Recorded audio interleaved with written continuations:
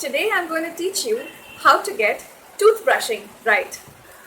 The way one wields a toothbrush is the way a wizard wields a magic wand. In fact, it does have magical powers to heal your gums. Toothbrushing is the most important and most basic oral hygiene measure, and if you get it right, 90% of your job is done. So, take the time to go through it and get it right. Practice makes perfect, remember. So, how often should you brush? Well, twice a day is the recommended. If you feel you need to brush and have a go at it again around noon, which would make it 3 times a day, that's also fine. But minimum twice a day, once in the morning and once in the night before you sleep. So, coming to how do I know what type of toothbrush is good? First of all, make sure that your toothbrush isn't completely flat and that it has an angle. This angle helps to reach the behind portions of your mouth so you can access them properly. The bristles. The bristles of your toothbrush must be soft so that they are flexible enough to clean effectively in between your teeth. But if you're more used to a medium toothbrush, that will also work, but never hard.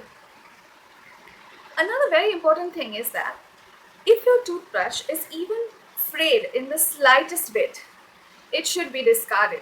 Chuck it out immediately. Don't wait till the toothbrush becomes something like this, a bad hair day. Even if it is slightly frayed, make sure that you throw it out. For some of you, it may be 2 weeks. For some of you, it may be 10 weeks or even longer. But make sure that your brush is intact so that it doesn't hurt your gums. What are the 3 P's of toothbrushing? The secrets to toothbrushing. The first is position. It's very important for us to concentrate not just on the teeth. We usually concentrate just on the teeth. We must concentrate, in fact, on the gums and at the tooth gum margin because that is where most of the plaque sits.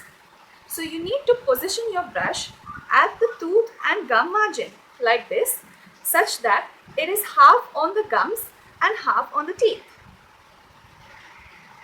It should be at an angle of 45 degrees and it should go into the gums like this.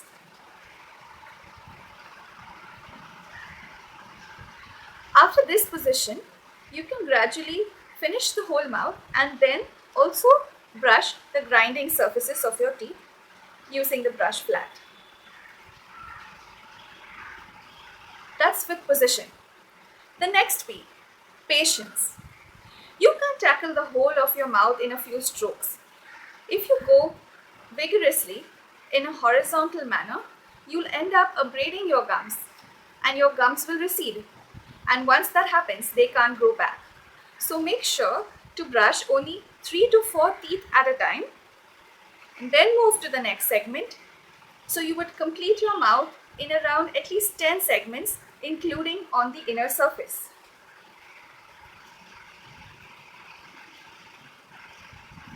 The third P, pressure. You need to apply sufficient pressure in order to clean. Now that recommended pressure is around 200 grams, difficult for most of us to anticipate. So just make sure that you brush with a firm pressure and never mind if you apply slightly more pressure because you're brushing just 3 to 4 teeth at a time. So it's not going to hurt your gums very much. In fact, it would stimulate your gums.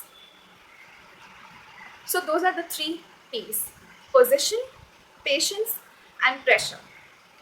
And last but not the least, do not feel worried if your gums bleed during toothbrushing. If it is bleeding, it means that there is plaque at your gum margin. And if you don't remove the plaque, it's only going to cause more inflammation and more bleeding in the future. So make sure that if you have bleeding gums, you brush even more carefully and thoroughly with ample pressure so as to remove all the plaque and make sure that your gums heal over time. Also, don't forget to visit your dentist because it could be that there is tartar and that cannot be removed with a toothbrush. And remember, toothbrushing is incomplete until you also floss or use an interdental brush which will be explained to you in one of our upcoming videos. So make sure to go through that as well. Good luck with mastering toothbrushing.